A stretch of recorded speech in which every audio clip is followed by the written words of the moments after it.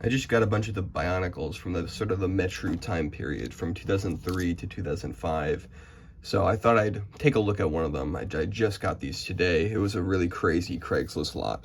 A ton of just $20. I might show a little video where I'm just like looking at it, but in the whole lot. But you know, let's just look at this guy because this is a complete set. A lot of the other ones are not complete, but you can kind of see this is Toa no Kama. Now, the Metru arc is kind of not my favorite part of Bionicle. I think it's a little bit ugly, kind of relies a little bit too much on gray for my liking. And this guy's a good example of that. I'm gonna try to not be too mean because, I don't know. I haven't really collected my thoughts yet on how much I like these guys, you know, in the grand scheme of things. But they try a lot of sort of interesting ideas. It kind of feels like a half step where it's like, these, like, you know, you kind of have a few of these old school Bionicle ideas like gears and, you know, the Rockshi style knees and everything, but also like you have some new innovations and honestly ones that aren't that great, like how this like mask is actually stapled to the face.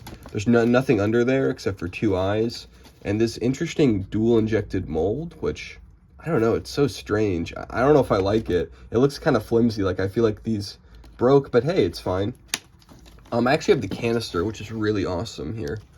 Oh, where's the ripcord supposed to be? Oh, it's his back. Oh my god. I'm still discovering things about these guys. I feel kind of dumb, but yeah, these guys have a disc launching feature, which was strange to say the least. It has this proprietary yellow Technic pin that fits in there, and you put a ripcord in and you sling it out. It's fine. They get lost pretty easily. It's kind of funny.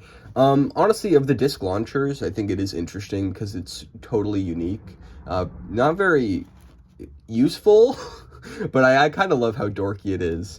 There's actually room to store them up here, which is a cute thing. You know, Bionicle packaging design always does these cute little, you know, extras where the packaging has some way to interact with the toy, and it's really cool. I will say, though, that putting this back on, this like this lid is annoying because you kind of have to put it in backwards in order to get it to be in the right section.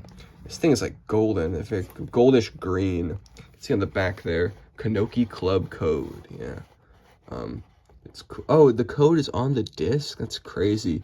These toys are so creative. Like, as much as I don't think the Metru are the best, they still have, like, they pack so many interesting things into, like, this one set.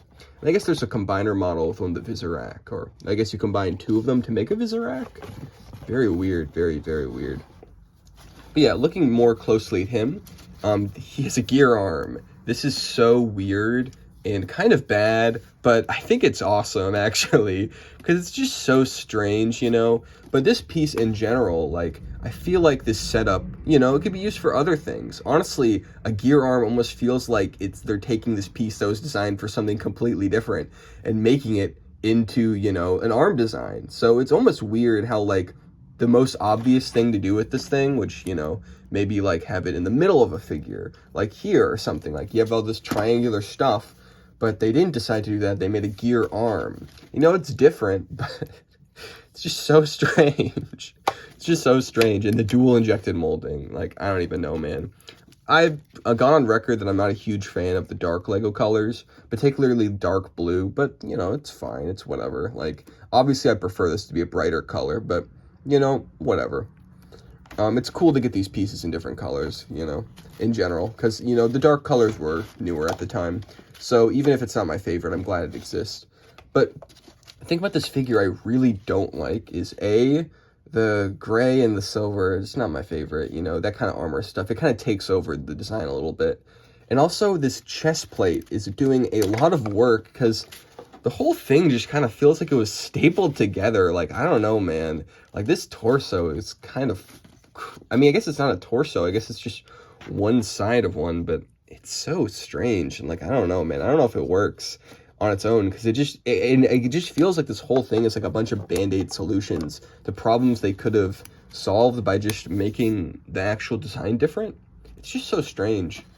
The mask, too, is a little bit boring. It kind of looks like a Rockshi mask, which I guess makes sense because it's like, you know, the similar eyes and everything, and you staple it on. But these are Toa, so I don't know. I feel like I expect more from their masks. And they all look pretty similar, except for the white Toa, which is a very different mask.